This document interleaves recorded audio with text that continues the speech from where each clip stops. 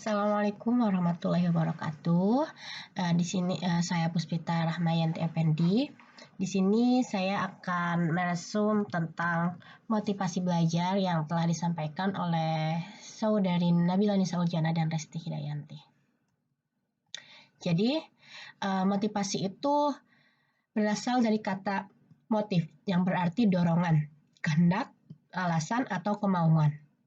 Motivasi itu juga merupakan tenaga-tenaga forces yang membangkitkan dan mengarahkan individu. Di sini juga ada menurut para ahli, menurut Greenberg dan Baron mendefinisikan motivasi sebagai serangkaian proses yang menggerakkan, mengarahkan, dan mempertahankan perilaku individu untuk mencapai beberapa tujuan.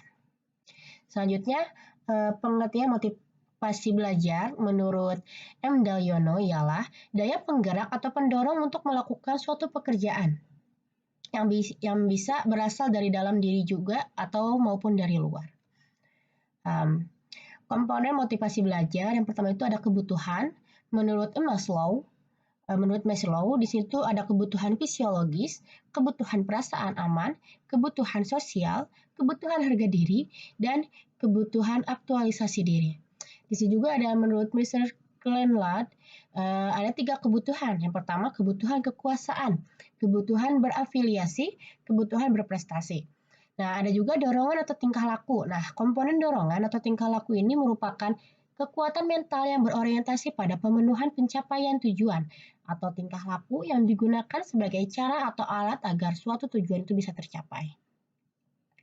Nah, di sini juga ada tujuan. Tujuan berfungsi untuk memotivasi tingkah laku. Tujuan ialah hal yang ingin dicapai dalam mengarahkan tingkah perilaku. Selanjutnya, jenis-jenis motivasi belajar. Yang pertama, motivasi primer dan motivasi sekunder. Motivasi primer adalah bisa dilatar belakangi oleh proses fisiokemis di dalam tubuh. Nah, motivasi sekunder adalah suatu motif yang tidak langsung pada keadaan organisme individu. Lalu ada motivasi tunggal dan motivasi bergabung. Menurut Handoko, menyebutkan bahwa motif bergabung ini sebagai motif kompleks. Motif kegiatan-kegiatan kita bisa merupakan motif tunggal atau motif bergabung. Yang ketiga, motivasi intrinsik dan motivasi ekstrinsik. Nah, motivasi intrinsik itu motif-motif yang dapat berfungsi tanpa harus dirangsang dari luar. Nah, yang selanjutnya ada motivasi ekstrinsik adalah motif-motif yang berfungsi karena ada perangsang dari luar. Yang terakhir, ada motivasi mendekat dan motivasi menjauh. Suatu motif disebut motivasi mendekat bila reaksi terhadap stimulus yang datang bersifat mendekati stimulus, sedangkan motif yang menjauh terjadi apabila respon terhadap stimulus yang datang sifatnya menghindari stimulus atau menjauhi stimulus yang datang. Nah, jenis-jenis motivasi belajar selanjutnya itu ada motivasi biogenetis dan sosiogenetis. Motivasi biogenetis merupakan motif-motif yang berasal dari kebutuhan organisme orang demi kelanjutan kehidupannya secara biologis.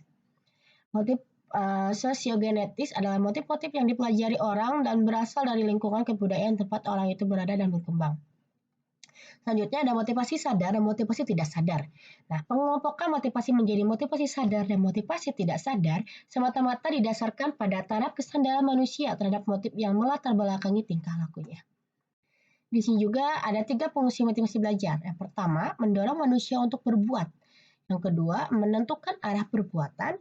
Yang ketiga, menyeleksi perbuatan. Mungkin hanya itu yang bisa saya resum. Kurang dan lebihnya mohon maaf. Wassalamualaikum warahmatullahi wabarakatuh.